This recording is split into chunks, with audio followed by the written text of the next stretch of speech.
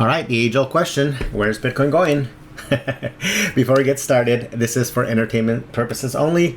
It is my own prediction. I do not take this as in any way, shape, or form advice. This is for entertainment purposes only. So do your own due diligence and go to your professional, your financial professional to get to make decisions when you're ready to do that.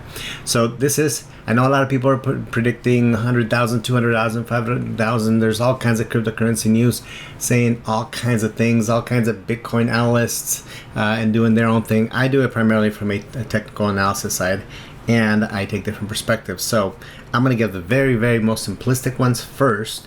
And then after that, let's see if other things match up to kind of help us get there. Now, we are battling a area right here that if we can't get above this areas and break out higher than these highs, then unfortunately we may revisit the 20 area, the 20,000 area first, 20 to 25, because we have some support there. And this is the drawings that I put on here to make sure that, like, you know, this is an area that I need to be very careful about. This is support that it has, and if it breaks through that, then unfortunately we will visit down here most likely. Now, after all that's done and it starts a new cycle or anything of the sort, then we can start looking again where the highs would be. But that is the area where we need to get past. And if this is let's go, like I said, we'll do the simplistic method first. And let's say it ends up bouncing from where it's at, then I'm going to take the lowest point to the lowest point here, to the highest point there, and then I'm going to make a copy of that and see where that puts us. So that, if I put it the lowest, and that would happen to be the lowest level, then it's telling us that we're going to be reaching roughly in that 90 range. Let's see. That's one thing that we do. Okay, let's check the other. Let's look at Fibonacci numbers and see. Those of you who like to work with Fibonacci's, oops, put it the wrong way. Go from our top here to our bottom there. And let's see what our predictions. Oh, well, look at that. How neat is that? If we do break above, we are very likely that we'd hit somewhere in that range between 89K to roughly 102.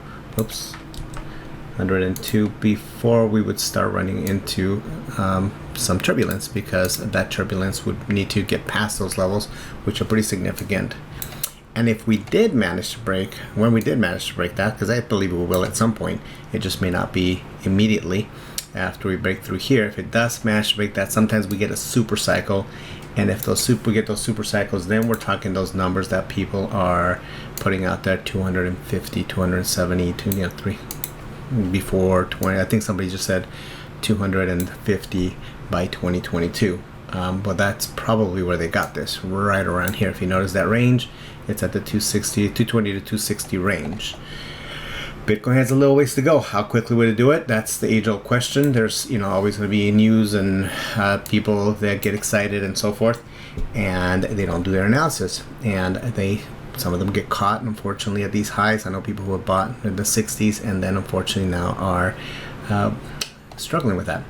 So that's why doing your homework is very important and being properly trained to make sure that you at least do some technical analysis or fundamental, and you keep up with everything. That would be very helpful. So that being said, let's go to one other method. Let's go to a really neat Bitcoin log growth curves.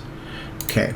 And now this is a logarithmic growth, so I'm going to put my chart in logarithmic mode, and let's see historically. This is the weekly charts that I'm looking at. Okay, so if I'm looking at the weekly chart, then let's see historically what this has done. This is from way back in 2011, so nearly its inception. So it's been very neat to watch it bounce off of some of these levels. I'm not going to get too deep into these, but look at the top right there.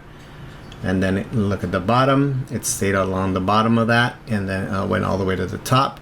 Came back in here, struggled to get past the midway point, and it looked like we might be heading down, and it managed to recover, sit above that, and now we broke above that midline, and then it has a tendency to kind of bounce around here, which is what it's doing. Now, if it was to go down to the downside, let's see where this next level is. That would be approximately 28,000 down to possibly 24, which is kind of what we were talking about earlier. And if it managed to touch the bottom again, we're looking at 18 to 20,000. Okay. Now from here, what's the high probability that it could go as we get to the top of this? Now depends on how long it takes, but if you just take this zone right around here, let's say that that's where it would head, then we're looking at 120 down to about 113, which matches up with the other assessments that we were doing. So from the looks of it, I am a strong believer that we will see 100K before the end of this year, 2021. Again, you don't take my word for it. This is just my own prediction. And then after that, we'll probably need to have some corrections before we start seeing some of those 250 level, which you can see right up in here. Now we're in 2023 or late 2022, where we would potentially come back and revisit this, unless this drags out and goes all the way into there. That's a possibility. We can do that too. But for right now, from how fast this grew and that pullback that we had, it is possible that before the end of this year, according to this, somewhere maybe late part of the year, we could see the 100K. All right. If you like this video, if you like this analysis and you want some more of this stuff, please go ahead and smash that like button. Go ahead and subscribe to our channel and share it with somebody. All right. Have an awesome day.